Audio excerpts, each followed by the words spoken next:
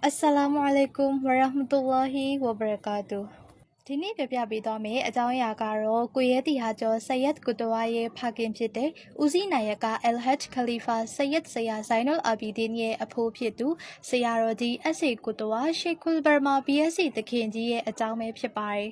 ဦးစွာပထမတင်ပြချင်တာကဆရာတော်ကြီးရဲ့အမိမှာပါတဲ့ Sheikhul Burma ဆိုတဲ့ဘွဲက Sayyidina Abdul Qadir Jilani ကောင်းစပတ်တခင်ကြီးကိုရိုင်းကမြန်မာပြည်ရဲ့ဝလီထဲမှာအကြီးဆုံးဆိုပြီးတော့ပေးခဲ့တာဖြစ်ပါတယ်ဆရာတော်ကြီးကကောက်စပတ်တခင်ကြီးရှိရာဘက်ဒက်မြို့မှာ6လတရားထိုင်ပြီးတော့အပြန်မှာကောက်စပတ်တခင်ကြီးကဆရာတော်ကြီးကုတဝါဆပ်ကို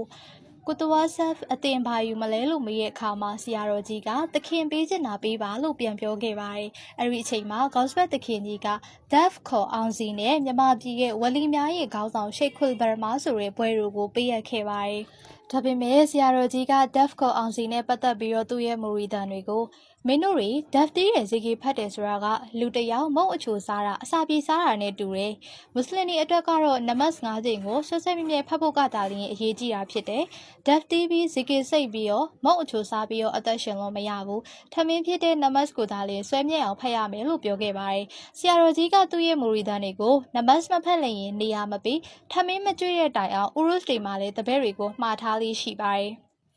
လူတယောက်ကဘလောက်ပဲမိုးပေါ်ပြန်နေပါစေနမတ်မရှိရင်အလကားလူပဲဘာမှမဟုတ်တဲ့လူပဲလို့လည်းဆရာကြီးကပြောခဲ့ပါသေးရဲ့ဆရာတော်ကြီးကနမတ်ကိုအင်မတန်တမိုးထားတဲ့ပုဂ္ဂိုလ်ဖြစ်ပါတယ်